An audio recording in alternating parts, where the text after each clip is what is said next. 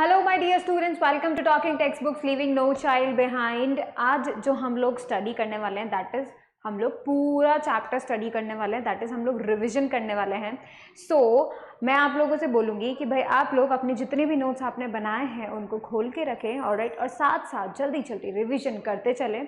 तो इससे बेनिफिट क्या होगा, हम लोग सबसे पहले रिवीजन करेंगे और उसके बाद क्वेश्चन सॉल्व करेंगे, ठीक है, नेक्स्ट लेक्चर में। तो basically it would be helpful कि भाई आप लोग पहले ही एक बार चैप्टर को रिवाइज कर चुके होंगे, ताकि आप जब क्वेश्चंस करेंगे तो आपको दिमाग में जितनी भी चीज़ें हैं वो सब बिल्कुल फ्रेश लगेगी, ठीक है। तो आप बहुत इजीली अच्छे से कर पाएंगे क्वेश्चंस को, ठीक है। रिवीजन करने का मतलब ही यही होता है कि that is you are repeating all the things you have study till now, ठीक है, और यही हम लोग ध्यान में रखते हुए ऐसा करने वाले हैं।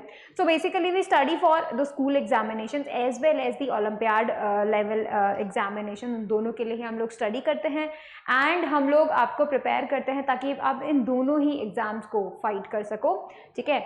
और अगर आपको चाहिए DPP and study material, you can definitely access them through the telegram channel. All you need to do is to join the telegram channel related to your class, write the code whichever, वैसे तो आप लोग का 9th class है तो it would be TTP 009, तो write this code and join the channel, telegram channel, alright, and then you can access all the DPPs and study material over there. This is the awesome team which is definitely helping you a lot and lot, ताकि क्या हो, आप लोग अपने सारे के सारे examinations को बहुत ही बेहतरीन तरीके से और बहुत ही अच्छे मार्क्स से क्रैक कर सको, यही हम लोग ट्राई करते हैं। Alright, and next I want to tell you is that कि हम लोग ने आप लोगों के लिए कुछ इंपॉर्टेंट चीज़ें बनाई हैं, ऑलराइट, एंड दैट इज़ कि भाई हम लोगों ने आपके लिए कुछ पैकेजेस प्रिपेयर किए हैं। ऐसे बच्चे जिनको चाहिए एक प्रॉपर गाइडेंस, ठीक है, हो सकता है उनको कोई प्रॉपर गाइडेंस ना मिल पा रहा हो सकता है उनको कोई मेंटरशिप नहीं मिल पा रही हो सकता है उनको प्रॉपर स्टडी मटेरियल नहीं अवेलेबल हो सकता है कि भाई उनको एक प्रॉपर टेस्टिंग मैथड अवेलेबल नहीं हो। सो बेसिकली हमने क्या किया, हमने एक ही पैकेज के अंदर सब कुछ इंक्लूड कर दिया है। So we included the study material that is very much comprehensive and structured, ताकि आप स्कूल एग्जामिनेशन के लिए भी प्रिपेयर कर सको और आपके जो ओलंपियाड्स हैं उनके लिए भी प्रिपेयर कर सको, ठीक है। फिर हमने उसके अंदर इंक्लूड किया है रिकॉर्डेड एंड लाइव क्लासेस, ताकि आपके जो भी डाउट्स हैं, आपकी जो भी यू कैन से कोई कंसेप्ट आपको नहीं समझ में आते, you can definitely go for that, right. And homework submission feature where you will be submitting the homework and we'll be accepting that. All right, next you will be getting the bi-weekly quiz. That means you are going to be tested twice a week. That means आपको करना ही होगा, all right, you have to do that. Next is the periodic test papers. Periodic test papers will give you the final taste of the, you can say, the final examination. So basically periodic test papers आपको रूबरू करवाएंगे कि भाई final pattern कैसा होगा, ठीक है, कितने क्वेश्चंस आएंगे, कैसा होगा, क्या होगा, हार्ड आएंगे, इजी आएंगे, ये सब क्लियर आपको हो जाएगा। तो बेसिकली आपको उसका पैटर्न से फैमिलियर हो जाएंगे आप, तो बहुत ईजी होगा आपके लिए क्रैक करना, definitely, right. And this was a whole package. Now the next package is the test series 1 where you will be getting like all the tests, alright, and the lectures over there, so that you can test yourself and definitely see yourself where you stand, right. And if you want you can say discount, right, 30% discount, if you want any of the package you buy from talkingtextbooks.in, you can write the code CY live. Let me write that. That is CYLIVE. If you write this code, you will be getting 30% discount on all the package you buy from talkingtextbooks.in. Even if you have any query regarding भाई कि क्या packages हैं, किस तरीके से आपको beneficial करने वाले हैं, if you have any query, you can definitely call us on this number, all right, and on that number all your queries will be resolved. So definitely you should go for that, at least resolve your any much doubt whatever you're having about us, all right. So we are doing the basic thing, so alright, you have to promise it. वैसे तो आज notes बनाने का promise तो नहीं करेंगे, but study करने का तो प्रॉमिस करना होगा, like you will be watching the whole lecture, you will be making proper notes, वैसे तो बन चुके हैं, alright, and you will be revising, जो कि हम आज करने वाले हैं। सो बेसिकली आपको सब करना है, ऑलराइट, पूरे फोकस के साथ करना है, ऑलराइट। So let's start. हम लोगों ने यहाँ से जो है अपना उसको स्टार्ट किया था, हमारे जो भी हम लोगों ने मोशन के बारे में स्टडी किया था वो हमने कुछ इस तरीके से यहाँ से स्टार्ट किया था when we talk about the physics. और फिजिक्स का मतलब है कि भाई आप जो कुछ भी जो कुछ भी अपने आसपास होने वाले फिनोमेना देखते रहते हो, भाई लाइटनिंग हो रही है, ठीक है, फिर बहुत सारे फिनोमेना हो रहे हैं, राइट, बेसिकली स्टार्स हमको रात में दिखाई देते हैं, क्यों, ठीक है, और डेज क्या होता है, right, and all such thing जो भी अपने आसपास होती है, बेसिकली हम उसकी स्टडी को ही क्या बोलते हैं, फिजिक्स बोलते हैं। तो इसका मतलब नेचर का study is known as the physics. तो बेसिकली व्हाट इज इट, हम लोग जो भी स्टडी कर रहे हैं that is how nature is behaving around us, what are the things that are showing us a particular pattern और समथिंग, उन सभी को एनालाइज करना, उन सभी को स्टडी करना, that is physics. All right, so that basically you know all right what are physics and all. Now see, this is the mechanics part, because हम लोग सबसे पहले mechanics की शुरू करते हैं, because physics का सबसे important चीज़ क्या होती है, you can say the starting is motion, ठीक है, क्योंकि सबसे पहली चीज़ हमको दिमाग में आती है कि बॉडी मूव कर रही है, बॉडी चल रही है। Alright, so basically what is happening over there, motion हो रहा है, ठीक है। अब ये मोशन क्यों हो रहा है, किसकी वजह से हो रहा है, कैसे हो रहा है, we do all such type of things in the mechanics, right. तो that's why mechanics is the first and foremost important thing. Alright, you can say it is the branch of physics which deals with the study of object in the condition of rest or motion. Body rest में है, body rest में नहीं है, body motion में है, body motion में नहीं है, इस तरह की जितनी भी स्टडीज हैं related to the motion, these comes in the category of the mechanics. Alright, that's why we study mechanics first. Now see, there are two types of mechanics. The one is statics, ठीक है, जो कि क्या करती है, this deals with the study of object at rest और in equilibrium, ठीक है। तो बेसिकली अगर कोई बॉडी रेस्ट पर है तो what can be the reasons, ठीक है, क्या उसके ऊपर फोर्सेस, जितने भी फोर्सेस लग रहे हैं क्या वो जीरो हो गए हैं, या फिर बहुत सारे फोर्स अगर लग रहे हैं तो भी वो रेस्ट पर क्यों है। बेसिकली जबकि कोई भी बॉडी रेस्ट पर होती है, इक्विलिब्रियम में होती है, तब हम जो भी स्टडी करते हैं वो स्टैटिक्स के अंडर आती है, राइट। अगर हम बात करें डायनामिक्स की, तो इसका मतलब ये हुआ कि जितनी भी बॉडीज हैं वो मोशन कर रही हैं, तो what can be the cause of motion, और किस तरीके का मोशन वो शो करने वाली है। बेसिकली इन सभी चीज़ों का स्टडी को हम किस कैटेगरी के अंडर रखते हैं, डायनामिक्स में। ऑलराइट, लेकिन अब डायनामिक्स में भी दो टाइप्स हो गए हैं, that is one is kinematics and second one is kinetics. जो काइनेमैटिक्स होता है इसके अंदर हम सिर्फ मोशन की बात करते हैं, और इसके अंदर हम ये नहीं देखते हैं कि ये मोशन क्यों हो रहा है।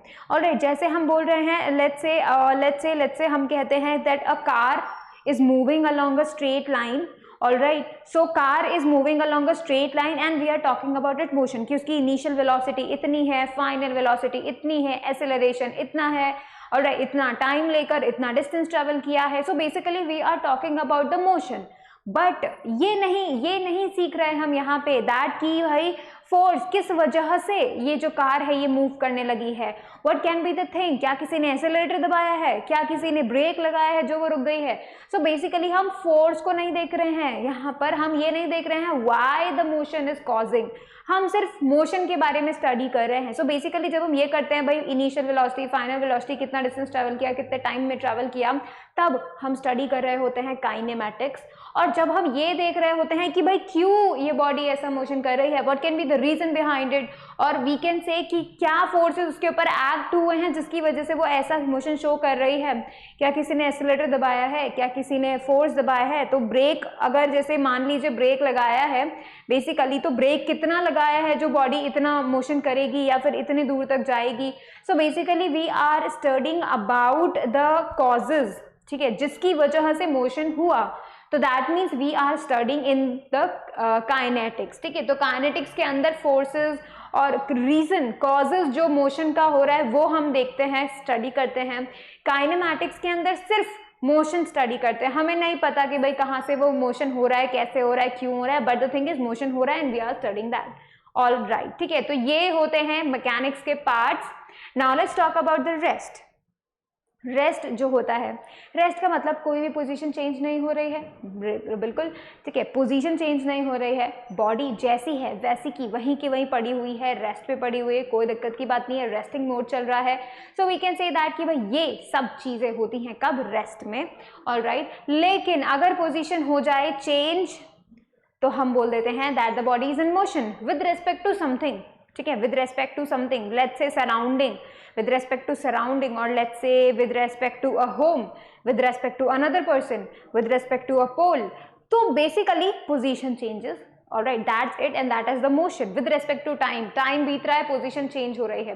Now I want to tell you a thing that is both the rest and motion are actually related to each other.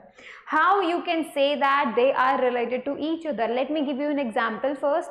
देखो क्या होता है कि भाई मान लीजिए जैसे अभी आप जो है लेक्चर देख रहे हैं, तो आप ऑब्वियसली बात है कि भाई आप कहीं ना कहीं तो बैठे होंगे, इधर चेयर पे बैठे होंगे, इधर बेड पे बैठे होंगे, हो सकता है कुछ लोग ज़मीन पर भी बैठे होंगे.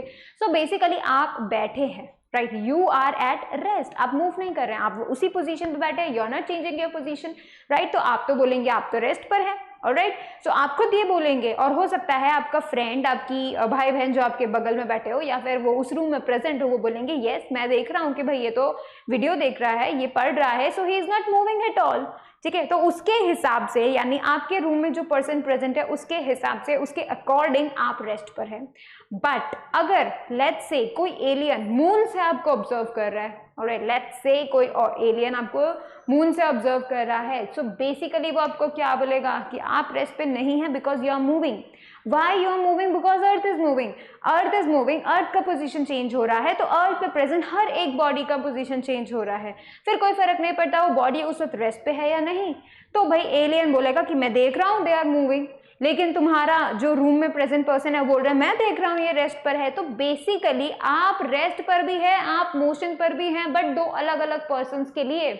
तो बेसिकली रेस्ट और मोशन रिलेटिव टर्म्स होते हैं. ठीक है, आप एक जने के लिए मोशन में हो सकते हैं, आप दूसरे जने के लिए रेस्ट पर हो सकते हैं. तो इट डिपेंड्स. भाई आपको ये चीज समझनी होगी दैट ये दोनों ही चीजें क्या है, रिलेटिव हैं. ठीक है, तो बेसिकली आप यहाँ देख सकते हैं, बेसिकली आप यहाँ देख सकते हैं that there is totally the relation between them. और ये चीज़ हम लोग को ट्रेन में ट्रैवल करते वक्त ज़रूर दिखाई देती है. भाई जो भी आपके बगल में बैठा होता है पैसेंजर, वो डेफिनेट सी बात है, आपको पता है कि वो बैठा हुआ है, सीट पे बैठा हुआ है, हम लोग जानते हैं, राइट. बट जो भी ज़मीन पे खड़ा हुआ है, जिसके सामने से ट्रेन जा रही है, तो बोलेगा ट्रेन तो चल रही है, that means they are changing position. Alright, so basically it depends on the observer. So we can say motion or rest is a property of the observer. Observer has to be there. जो observe ही नहीं कर रहा है उससे कोई फर्क नहीं पड़ रहा है, because perspective matters. That's why. Alright, and the thing is कि भाई जब कभी भी observer observe करता है तो ही हम motion और नहीं not motion बोल सकते हैं. उसके अलावा आप जो भी बोलेंगे वो आपका पर्सपेक्टिव है. ठीक है, आप बोलेंगे कार जो है रुकी हुई है, ये आपका पर्सपेक्टिव है, लेकिन सन पे बैठा हुआ एलियन वो नहीं बोलेगा, वो बोलेगा मोशन में है because earth is moving. So it depends on the perspective. Alright, तो it depends on the observer, कहाँ है वो ऑब्जर्वर, किस तरीके से वो जो है यू कैन से ऑब्जर्व कर रहा है. तो हम बोलेंगे बिना ऑब्जर्वर के रेस्ट और मोशन का कोई मीनिंग नहीं है. Alright, there is no meaning of rest और motion without observer. There has to be an observer. Alright, now let's talk about like this. देखें, आप देखें अर्थ किस तरीके से सन के चारों तरफ रिवॉल्व करती है. That's why it is always in motion and that's why we are always in motion. भले ही हम सो ही क्यों नहीं रहे हों, भले ही हम एक जगह बैठ के पढ़ क्यों ना रहे हों, we are always in motion according to someone else. Alright, चलिए अब हम देखते हैं टाइप्स ऑफ मोशन. बहुत तरीके के टाइप्स ऑफ मोशन होते हैं. Number one is the linear motion, मतलब एक straight line motion is known as the linear motion. We can say that. ठीक है, लीनियर बिल्कुल सीधा सीधा. ऑलराइट, तो straight line motion is known as the linear motion. अब इस यू कैन से ये जो यू कैन डेफिनेटली से कि जो लीनियर मोशन है उसके दो टाइप्स होते हैं. Number one is like rectilinear, number two is curvilinear. Rectilinear मतलब टोटल स्ट्रेट लाइन पे अगर आप ट्रैवल करेंगे that means you are doing the rectilinear motion. लेकिन आप अलोंग अ कर्व करेंगे just like in the roller coaster. Alright, तो जब आप रोलर कोस्टर में ऐसे जाएंगे, कहीं पे भी कैसे भी कर्व पे मुड़ जाएंगे, so basically you are following a you can say a curve. ठीक है, आप एक कर्व को फॉलो कर रहे हो, that's why you are doing a curvilinear motion. Alright, अब उस कर्व के अलावा कहीं नहीं जा रहे हो. सो बेसिकली जो ट्रेन्स होती हैं वो हमेशा कर्वीलिनियर मोशन फॉलो करती हैं because they always follow the railway tracks. Right, वो कर्व हो सकता है, डेफिनेट सी बात है, वो बिल्कुल हो सकता है. Alright, now let's talk about the random motion. Random motion मतलब कुछ भी मोशन, कहीं भी मूव कर रहा है, कैसे भी मूव कर रहा है, कोई रूल्स फॉलो नहीं कर रहा, कोई पाथ फॉलो नहीं कर रहा, कैसा भी कुछ भी, that is the random motion. Alright, now let's talk about the periodic one. Periodic motion का मतलब होता है जो मोशन अपने ही पाथ को रिपीट करे after a fixed interval of time. जैसे कि हमारी धरती बार बार हैप्पी न्यू ईयर हम मनाते ही रहते हैं, तो बेसिकली हम लोग ये जानते हैं कि बार बार अर्थ जो है सन का रिवॉल्यूशन करते रहती है। So basically that is a periodic motion. इसी तरीके से सिंपल पेंडुलम की हम बात कर सकते हैं, that is also a periodic motion. Alright, now let's talk about the types of periodic motion. Number one is the circular motion, जहां पर भाई एक पॉइंट के चारों ओर, ठीक है, एक पॉइंट के चारों ओर circular, you can say circular path पे अगर कोई बॉडी रिवॉल्व करती है तो हम उसे बोलेंगे कि वो सर्कुलर मोशन कर रही है, एंड डेफिनेट सी बात है वो अपने आप को बार बार रिपीट करती रहेगी। That's why this type of motion comes in the category of periodic motion. Alright, now let's talk about the oscillatory one, the to and fro। तो बेसिकली अपने पोजीशन पे बार बार जाना, अपने ही पोजीशन पे बार बार जाना, दैट मीन्स टू फ्रो, तो that is the oscillatory motion. Alright, तो basically that was it. Now let's talk about the combined one. Combined one मतलब दो मोशंस को जोड़ दिया गया है, ठीक है, that's why this is the combined motion. और हम लोग ये भी बोल सकते हैं कि भाई जब कभी भी टू से ज़्यादा, लेट्स से नॉट टू, हम वन से ज़्यादा बोल सकते हैं, तो बेसिकली वन से ज़्यादा कितने भी हो सकते हैं। अगर कोई बॉडी दो तरीके के मोशन को या फिर दो से ज़्यादा तरीके के मोशन को एक साथ कर रही होती है, प्रेजेंट कर रही होती है, या एक साथ उन मोशन में होती है, तो बेसिकली वी सी दैट कि वो कंबाइंड मोशन में है। जैसे कि ये वी ट्रांसलेशन कर रहा है बिल्कुल straight, all right, and that will give you the rolling, but before let me see that the first and second. So number one is the rotation, all right, ये मतलब अपने ही एक्सेस पे rotate कर रहा है। then the translation आगे move कर रहा है, that will give you what, the rolling motion। all right, so basically हम लोग कह सकते हैं कि ये जो रोलिंग है ये टू टाइप्स को मिलाकर बना हुआ है। that means एक तो बिल्कुल स्ट्रेट जाना एंड एक रोल करना। all right, तो बेसिकली अगर वो अपने ही एक्सेस पे रोल करता है तो रोटेटिंग, स्ट्रेट जा रहा है ट्रांसलेशन, एंड इन दोनों को कंबाइन करेंगे सो वी गेट रोलिंग। इसी तरीके से हमारी अर्थ का आप मोशन देख सकते हैं, ऑब्जर्व इट। आप इस अर्थ के मोशन को ऑब्जर्व कर सकते हैं और मुझे खुद से बता सकते हैं what are the two types of motion it is showing us.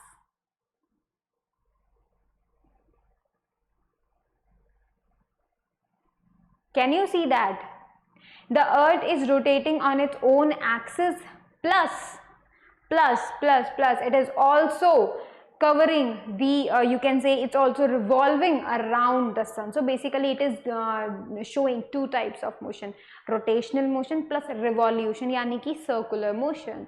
Alright, so basically that was it in the first lecture. Now let's talk about कि कभी भी हम किसी भी मोशन को डिस्क्राइब करते हैं रियल लाइफ में, कभी भी हम किसी भी मोशन को डिस्क्राइब करते हैं तो हमें कुछ चीज़ें नेसेसरी चाहिए होती हैं, and basically that what is that, number one is the point object. We consider that as a point object. जैसे कि आप देखिए पॉइंट ऑब्जेक्ट का कंसेप्ट ही क्यों आता है, वो इसलिए आता है बिकॉज अगर हम किसी भी बॉडी का डायमेंशन देखेंगे तो बेसिकली उसके मोशन पे कोई इफेक्ट नहीं पड़ेगा। जैसे कि अर्थ है, ठीक है, अर्थ को अगर मैं एक बड़ी, यू डू नो भाई अर्थ बहुत बड़ी है, राइट, बट बेसिकली अगर मैं उसके डायमेंशंस को देख के बात करूं कि वो किस तरीके से मोशन करती होगी तो कोई फर्क नहीं पड़ेगा, राइट।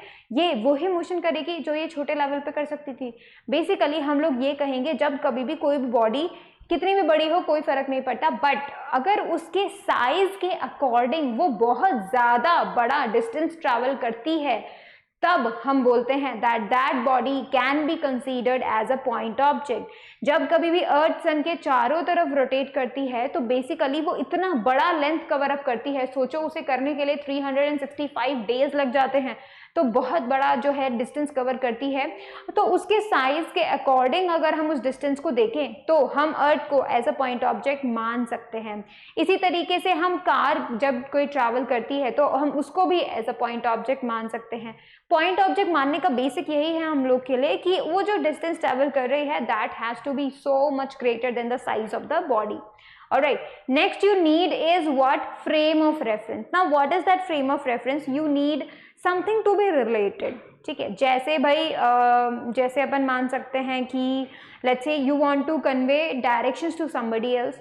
अब आपको डायरेक्शन बताने के लिए आपको क्या करना पड़ेगा कि एक सर्कल आएगा, सर्कल से राइट मुड़ जाना, तो बेसिकली दैट सर्कल, तो क्या हुआ, वो हुआ एक रेफरेंस। ठीक है, आप उस सर्कल के राइट मुड़ना चाहते हो तो basically that would be that was left, right. तो लेट्स से लेफ्ट मुड़ना चाहते हैं तो basically that circle can be considered as the reference, ठीक है, जिसके बाद जो है आप जो उसके राइट मुड़ रहे हैं। तो बेसिकली हम लोग कह सकते हैं कि कभी भी कुछ भी चीज़ हमें बतानी होती है when we want to convey something, कि भाई यहाँ से लेफ्ट है, पाथ उसका कहाँ है, कि एक अच्छी शॉप आएगी फ्लावर शॉप और तुम उसके राइट हैंड साइड मुड़ जाना, फिर उसके लेफ्ट हैंड साइड मुड़ जाना, ऐसे ऐसे करके तुम्हें जो है वो उसका घर मिल जाएगा, राइट। तो बेसिकली हम जब इस तरीके से डायरेक्शंस बताते हैं, जब हम बताते हैं कि डिस्टेंस कितना ट्रैवल करना है, कहाँ जाना है, तो basically we do talk about the references. And that's why जब कभी भी हम किसी मोशन को डिस्क्राइब करते हैं तो उसके लिए हमें एक फ्रेम ऑफ रेफरेंस चाहिए होता है। तो वो फ्रेम ऑफ रेफरेंस होता है 3 एक्सिस से बना हुआ, एक्स वाई जेड। तीनों एक्सिस एक दूसरे के म्यूचुअली परपेंडिकुलर होती हैं, ठीक है। तो आप बेसिकली देख सकते हैं, ऑलराइट, तो कुछ इस तरीके से होती है, ठीक है। एक्स वाई जेड ये 3 होते हैं, हर एक पॉइंट का लोकेशन होता है जो कि इस तरीके से कोऑर्डिनेट से दिया जाता है, X Y and Z. Alright, now let's talk about the motion in 1D। जब हम मोशन इन 1D की बात करते हैं तो मतलब हम बात कर रहे हैं एक ही डायरेक्शन में मोशन, और जो हमने एक्स वाई जेड देखा है उनमें से सिर्फ एक चेंज हो रहा है। जब कभी ऐसा होता है तब हम कहते हैं कि वहां पर 1D मोशन है। That means either left either right, बस, आइदर अप आइदर डाउन, बस। तो that can B 1D, that can be 1D, alright। तो basically we are talking about 1D and that's why we are going to say that आप लोग क्या बता सकते हैं, जब कभी भी कोई भी पॉइंट के कोऑर्डिनेट्स हैं उसमें से एक कोऑर्डिनेट्स अगर जैसे चेंज होता है तब हम बोलते हैं that the motion is 1D motion. और बेसिकली इसमें हमेशा क्या होता है, रेक्टिलिनियर या फिर लीनियर मोशन हो सकता है। ऑलराइट, ये भी है कि देखो in such a case object moves along a straight line, हमेशा जो है एक स्ट्रेट लाइन पे मूव करेगा, इधर फॉरवर्ड इधर बैकवर्ड, बट एक स्ट्रेट लाइन पे मूव करेगा, right. Basically that is the motion in 1D। Now let's talk about the motion in 2D। Motion in 2D का बेसिक कंसेप्ट ये है कि भाई दो डायमेंशंस एक साथ बदल रहे हैं, दैट्स व्हाई इट्स 2D, ठीक है। जैसे आप बोलेंगे you are throwing a ball to your friend and your friend is catching that, तो जो बॉल का पाथ होगा दैट वाज 2D, बिकॉज वो आगे भी फॉरवर्ड भी जा रहा है और वो ऊपर भी जा रहा है। So basically that stone is और ball is moving in 2 dimensions simultaneously, that's why it is 2 dimension and it is considered as the motion in a plane. All right, so basically it is motion in a plane. Now let's talk about the third, motion in 3D। Motion in 3D basically तीनों coordinate change हो रहे हैं, X Y Z तीनों change हो रहे हैं, तो basically we can say that that's the motion in 3D। और तीनों चेंज हो रहे हैं and we can say that इसमें हम स्पेस में मूव करते हैं बिकॉज तीनों चेंज हो रहे हैं। So basically we are moving space, right. 1D motion होगा जब सिर्फ हम एक स्ट्रेट लाइन मोशन करेंगे, 2D मोशन होगा जब प्लेन पर मूव किया जाएगा एंड उसमें अगर हाइट को भी बढ़ा दिया जाए या फिर यू कैन से थर्ड डायमेंशन को ऐड कर दिया जाए तो the body will be moving in space. Alright, so basically जैसे बर्ड फ्लो करे तो ये कहीं भी कर सकती है, अप डाउन आगे पीछे ऊपर नीचे कहीं भी ये जो है फ्लाई कर सकती है। दैट्स व्हाई ये जो मोशन करेगी वो क्या होगा, वो मोशन होगा what, the 3D motion. Alright, now let's talk about the directional properties के बेसिस पे हम जो फिजिकल क्वांटिटीज है उनके जो टाइप्स हैं वो कौन से टाइप्स हैं, that are we are going to see. So basically there are 2 types. The number 1 is scalar, number 2 is vector. Scalar मतलब ऐसे क्वांटिटीज जिनको डायरेक्शन की जरूरत नहीं होती, ठीक है, जिनको स्पेसिफाई करने के लिए, just like mass, just like time, time को बोलते हैं 2 hours 3 minutes 5 minutes 5 seconds, right. तो basically there is not any direction associated with that, that's why that is the scalar one, ठीक है। उसकी तरह उसके बजाय अगर हम डायरेक्शन को एसोसिएट कर they just like a force, that the force is applied in the east, तो बेसिकली हमने फोर्स के साथ क्या किया है, डायरेक्शन को इंक्लूड कर दिया है, दैट्स व्हाई हम लोग उसे वेक्टर कैटेगरी में डालते हैं, ठीक है। तो basically this was the 2 you can say 2 quantities, all right।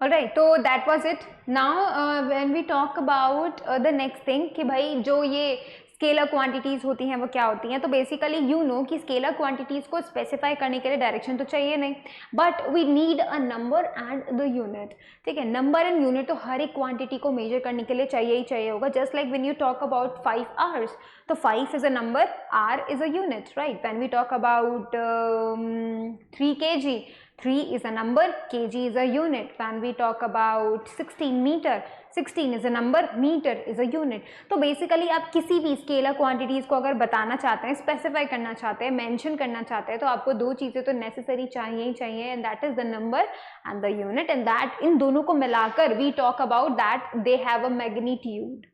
Alright, तो बेसिकली मैग्नीट्यूड के अंदर ये दोनों चीज़ें आ जाती है, number and what, the unit. ठीक है, उसी तरीके से जो स्केलर्स होते हैं उनको बेसिकली हम लोग जो बचपन से प्लस माइनस करते आए हैं उसी तरीके से हम लोग कर सकते हैं.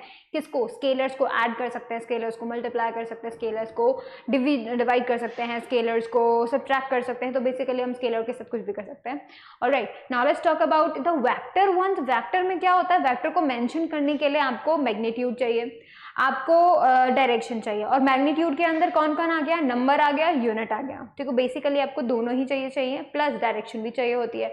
जैसे for example 2 newton east. Alright, तो basically there is number, there is unit and there is direction. Alright, तो whenever you need to mention any vector you definitely need to mention the direction. Alright, and आप ये बात देखेंगे कि vectors को add किया जा सकता है. ऑलराइट, लेकिन क्योंकि वेक्टर्स को अपने आप को बहुत स्पेशल मानते हैं तो, और उनको हम गुस्सा नहीं करना चाहते थे, तो बेसिकली वेक्टर्स को इस तरीके से जो है रिस्पेक्ट देने के लिए, दैट दे आर रिस्पेक्टफुल, हम लोगों ने क्या किया है, उनके लिए अलग से एक अलजेब्रा बनाई है जिसको हम बोलते हैं वेक्टर अलजेब्रा. मतलब वेक्टर्स एक अलग वे में ऐड होते हैं, एक अलग वे में सब्ट्रैक्ट होते हैं, एक अलग वे में मल्टीप्लाई होते हैं. ऑलराइट, तो बेसिकली जो है इन तीनों का एडिशन, सब्ट्रैक्शन, मल्टीप्लिकेशन एक डिफरेंट वे में होता है because there are directions associated with them, that's why. And आप ये बात ध्यान रखेंगे कि कभी भी 2 वेक्टर्स डिवाइड नहीं होते हैं. ऑलराइट, ये चीज़ आपको ध्यान रखनी है. ठीक है, now let's talk about the distance and displacement. पहले तो हम देख लेते हैं भाई वेक्टर को रिप्रेजेंट कैसे किया जाता है. सो बेसिकली या तो उसके ऊपर एरो बना दो, ठीक है, किसी भी लेटर के ऊपर एरो बना दो तो वो वेक्टर जो है बन जाएगा, स्पेसिफाई हो जाएगा, या फिर उसको बोल्ड कर दो. अब बोल्ड आप कब तक करोगे, लाइक एग्जाम में बोल्ड करने बैठोगे तो कितना टाइम वेस्ट हो जाएगा. So basically it is convenient कि आप उसके ऊपर एक एरो लगा दो तो उसी से मेंशन हो जाएगा that it is a vector. Alright, diagram के लिए आपको क्या करना पड़ता है, एरो बनाना पड़ता है. Like you have an arrow जिसका हेड आपको बताएगा डायरेक्शन, जिसका टेल आपको बताएगा ओरिजिन. ऑलराइट, एंड जिसका लेंथ आपको देगा मैग्नीट्यूड. ऑलराइट, तो basically this is how you represent vectors. Alright, now let's talk about the distance and displacement. देखो डिस्टेंस का मतलब क्या होता है, डिस्टेंस का मतलब सीधा सीधा यही है कि आप एक्चुअली में कितना पाथ कवर कर रहे हो.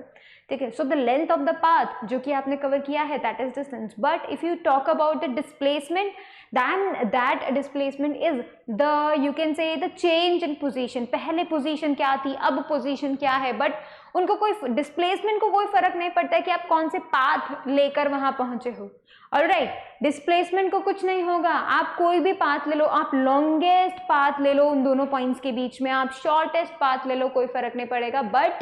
बट डिस्टेंस पे फर्क पड़ेगा. तो मतलब डिस्टेंस जो है वो पाथ पे डिपेंड करता है. अब जो लॉन्गेस्ट पाथ लोगे तो मतलब ज़्यादा डिस्टेंस कवर करोगे, शॉर्टेस्ट पाथ लोगे तो कम डिस्टेंस कवर करोगे, बट डिस्प्लेसमेंट के साथ ऐसा नहीं है.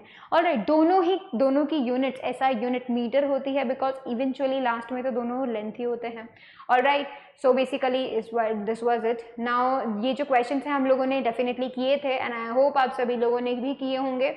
कुछ और क्वेश्चंस भी हम लोग करेंगे.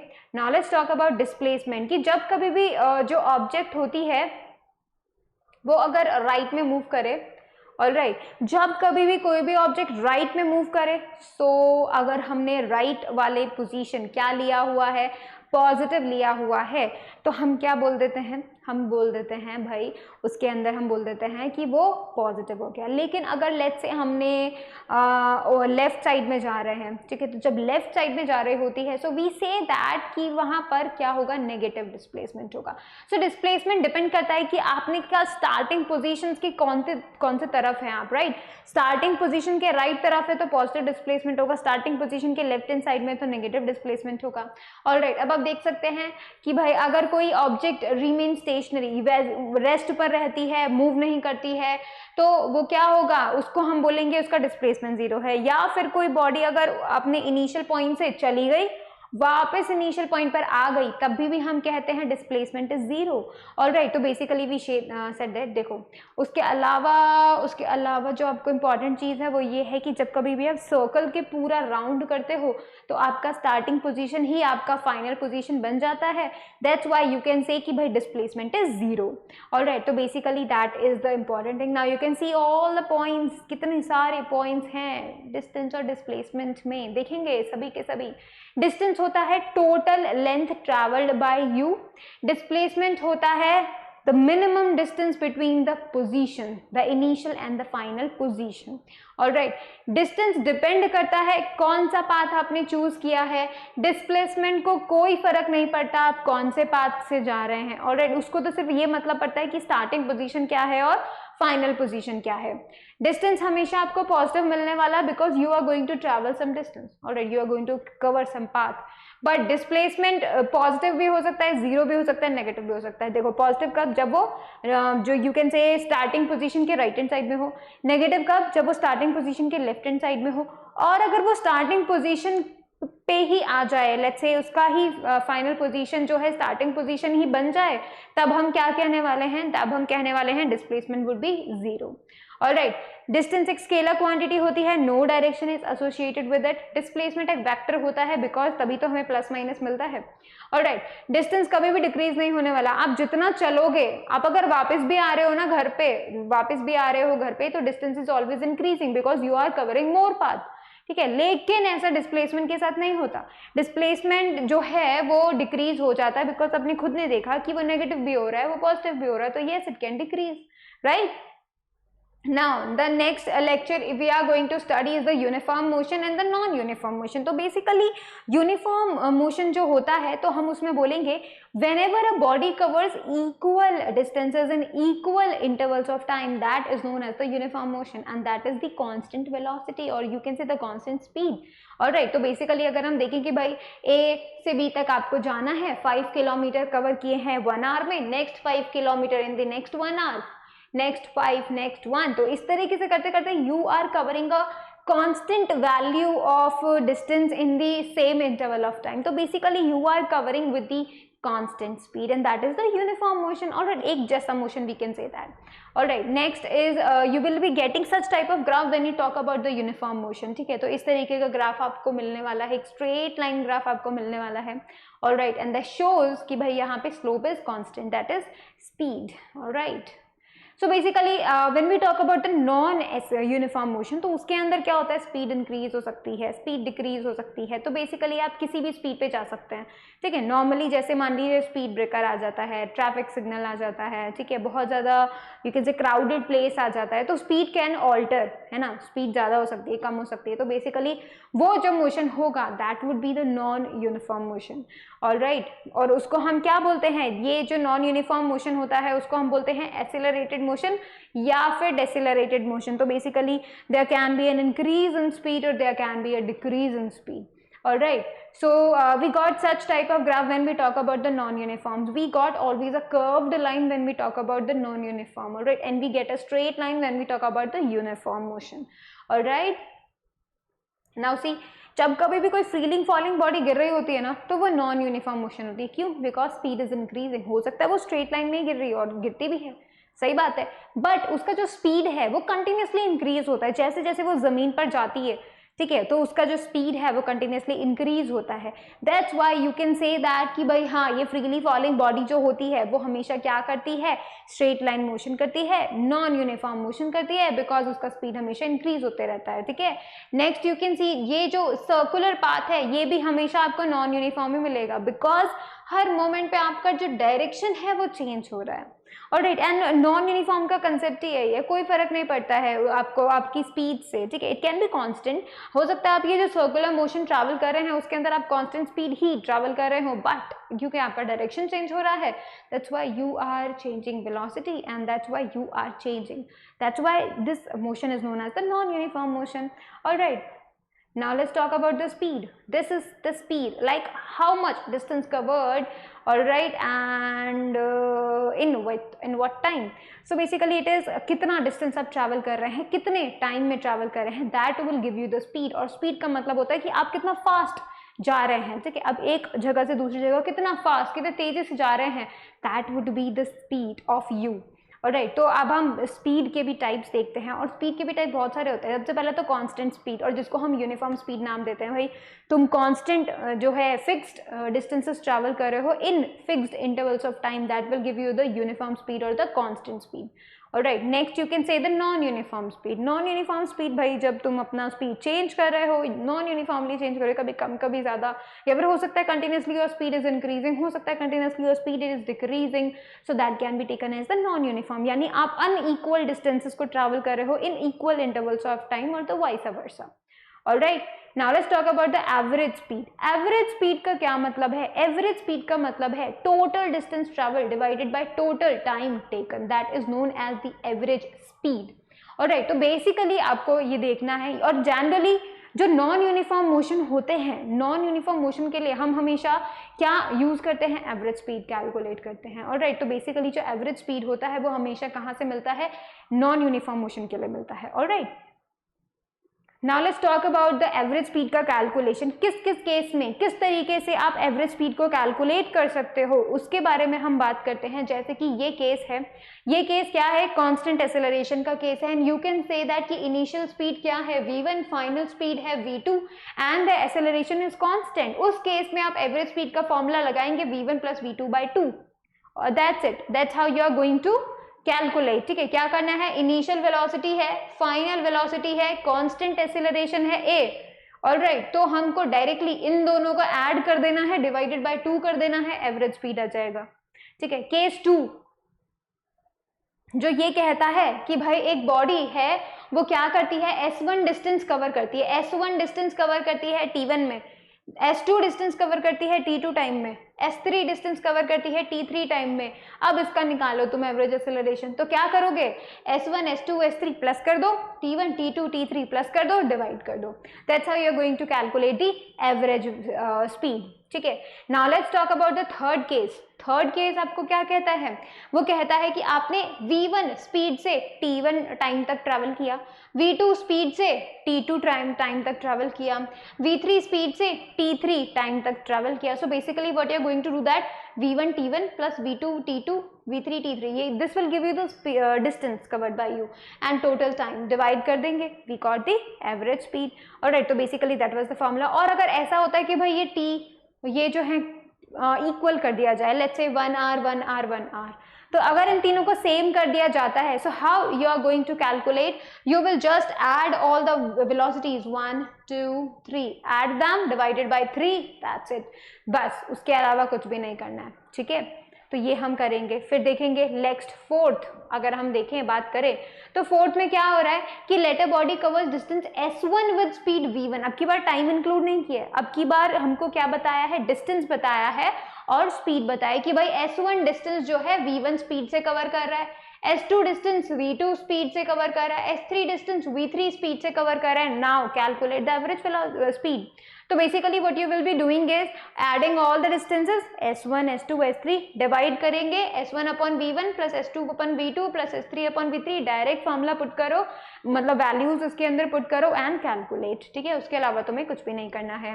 अगर हम फिफ्थ केस की बात करें तो फिफ्थ केस में क्या करना होगा, जब कभी भी ऐसी सिचुएशन आ जाए कि भाई A से स्टार्ट करके V, मतलब ये जो यू कैन से कि A से B तक जाने में V1 स्पीड से जाते हैं और अगर वापस B से A तक आने में V2 स्पीड से आते हैं, तो what can be the average speed, right. तो what you will be doing is twice of V1 into V2 divided by V1 plus V2, बस इन्हीं दोनों वैल्यू से you can calculate the average speed. But यहाँ पे आपको वो वाला फॉर्मूला नहीं लगाना है, V1 प्लस V2 बाई 2 वाला फॉर्मूला नहीं लगाना है, ठीक है, क्योंकि यहाँ पे एक्सेलरेशन के बारे में कुछ भी नहीं बोला गया है, राइट। तो basically you are not going to do that, आपको यहाँ पे 2V1 V2 divided by V1 plus V2 calculate उसको यूज करना है, ठीक है। केस नंबर 6 जो आने वाला है कि मान लीजिए आपको ऐसा बोला है कि भाई 1/3 डिस्टेंस U स्पीड से कवर अप किया, अगला 1/3 डिस्टेंस V स्पीड से कवर अप किया, अगला 1/3 डिस्टेंस W स्पीड से कवर अप किया, अब तुम इसका एवरेज स्पीड निकालो। उस केस में क्या होने वाला है, उस केस में आप देखेंगे 3UVW, मतलब तीनों स्पीड्स को मल्टीप्लाई कर दो, उसके बाद क्या करोगे, पहले 2 स्पीड को मल्टीप्लाई करो, अगले 2 को करो and final first and third को करो और उन सबको ऐड कर दो, UV plus VW plus WU। That's how you're going to get the average velocity in such type of condition and directly formula use करो, remember करो इन formulas को, directly formula use करो, alright, that would be very much good। अब next आता है instantaneous speed. Instantaneous speed का मतलब होता है उस मोमेंट पे आपकी कितनी स्पीड है, जो कि आपको पता चलती है स्पीडोमीटर से। हर एक व्हीकल के अंदर स्पीडोमीटर डिवाइस लगा होता है जो कि आपको आपकी स्पीड बताता है कि उस मोमेंट पे आपकी कितनी स्पीड है, ठीक है। वो घटता बढ़ता रहता है, अगर आपका स्पीड ज़्यादा इंक्रीज या डिक्रीज होते रहता है तो बेसिकली वो उस मोमेंट पे बताता है।